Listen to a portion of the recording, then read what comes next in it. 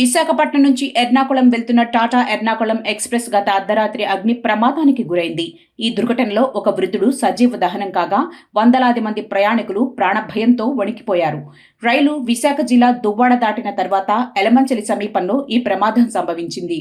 రైలు వేగాన్ని అందుకుంటున్న క్రమంలో నర్సింగ్పల్లి వద్ద B1 ఏసీ బోగి బ్రేకులు పట్టేయడంతో ఘర్షణ జరిగి నిప్పురవ్వలు ఎగసిపడ్డాయి. క్షణాల్లో ఆ మంటలు పక్కనే ఉన్న M2 బోగిలోకి కూడా వ్యాపించాయి. వెంటనే అప్రమత్తమైన లోకో పైలట్లు ఎలమంచలి స్టేషన్లో రైలును నిలిపివేసేలోపే ఆ బోగీలు పూర్తిగా దగ్ధమయ్యాయి. మంటలు, దట్టమైన పొగతో బోగిలి నిండా కార్బన్ మోనాక్సైడ్ నిండిపోయింది. ఏం జరుగుతోందో తెలియక ప్రయాణికులు ప్రాణభయంతో తలుపులు తన్నుకుంటూ బయటకు పరుగులు తీశారు. అనకాపల్లి, ఎలమంచిలి, నక్కపల్లి నుంచి అగ్నిమాపక యంత్రాలు వచ్చేసరికి 2 బోగీలు పూర్తిగా కాలి బూడిదయ్యాయి. ఈ క్రమంలోనే B1 బోగీలో ప్రయాణిస్తున్న 70 ఏళ్ల వృద్ధుడు బయటకు రాలేక మంటల్లో చిక్కుకుపోయి మరణించాడు. మృతుడిని విశాఖపట్నానికి చెందిన చంద్రశేఖర్ సుందర్గా గుర్తించారు. ప్రమాదం జరిగిన వెంటనే రైల్వే ఉన్నతాధికారులు రంగంలోకి దిగారు. సుమారు 2000 మంది ప్రయాణికులు చలిలో స్టేషన్లో బిక్కుబిక్కుమంటూ గడిపారు.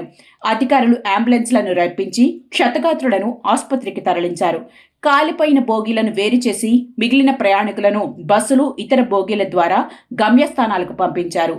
ఈ ఘటనతో విశాఖ, విజయవాడ మార్గంలో రైళ్ల రాకపోకలు గంటల తరబడి నిలిచిపోయాయి. అసలు బ్రేకులు పట్టేయడానికి సాంకేతిక లోపమే కారణమా లేక మరేదైనా కారణమా అనే కోణంలో రైల్వే భద్రతా విభాగం విచారణ ప్రారంభించింది.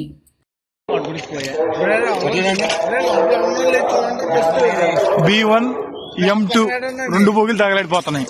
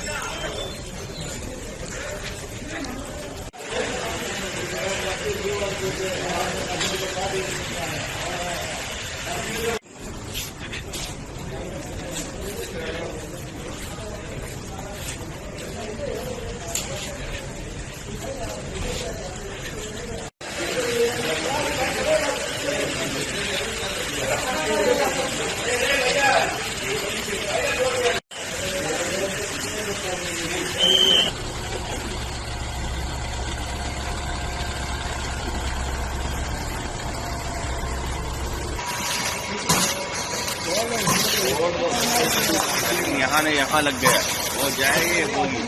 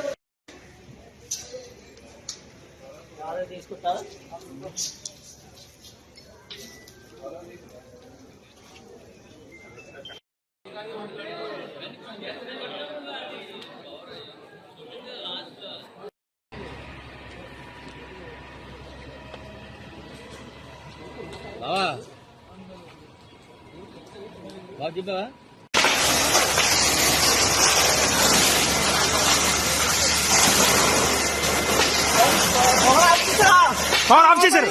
ఆఫ్ అయింది.